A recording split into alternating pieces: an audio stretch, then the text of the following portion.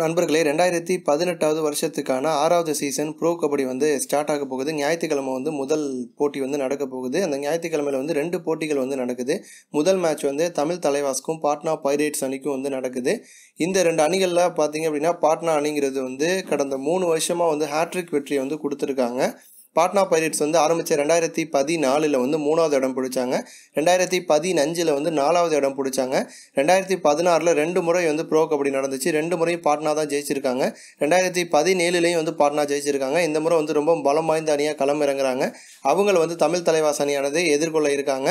அடுத்து 2வது போட்டி யார் யாருக்கு பார்த்தீங்க அப்படின்னா புனேரி பல்தான் மற்றும் யூ மும்பா இந்த 2 அணிகளுக்கும் நடக்க போகுது. இதில் புனேரி பல்தான் அணி இது வரைக்கும் அவங்களுடைய பெஸ்டானது அப்படின்னா 2016 2 முறையும் 3வது இடம் பிடிச்சாங்க. இதுதான் அவங்களோட பெஸ்ட்டு. ஒரு முறை கூட அவங்க வின் பண்ணது கிடையாது. யூ மும்பாவை பொறுத்த வரைக்கும் 2014 ரன்னர் ஆனாங்க. 2016 ரன்னர் ஆகியிருக்காங்க. 2015 வின் பண்ணியிருக்காங்க. ஸோ யூ மும்பாவும் பலம் வாய்ந்த ஒரு அணி தான். தமிழ் தலைவாஸ் அணி அப்படின்னு நீங்கள் எடுத்துக்கிட்டிங்கன்னா இது வரைக்கும் தமிழ் தலைவாஸோட பெஸ்ட்டு என்ன அப்படின்னு பார்த்தீங்கன்னா 2017 குரூப் ஸ்டேஜ் வரைக்கும் கலந்துக்கிட்டாங்க. அதற்கு முன்னெல்லாம் தமிழ் தலைவாஸ் களமிறங்கலை.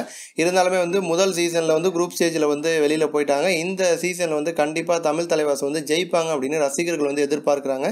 தமிழ் தலைவாஸ் பாட்னா பைரேட்ஸ் யார் ஜெயிக்க போகிறாங்க அப்படின்னு உங்களுடைய கருத்துக்களை கமெண்ட் பண்ணுங்கள். இது போன்ற இன்னும் பல சூப்பரான ஸ்போர்ட்ஸ் செய்திகளை தெரிஞ்சுக்க ரெட் கலர் பாக்ஸை கிளிக் பண்ணி நம்ம சேனலை சப்ஸ்கிரைப் பண்ணுங்கள்.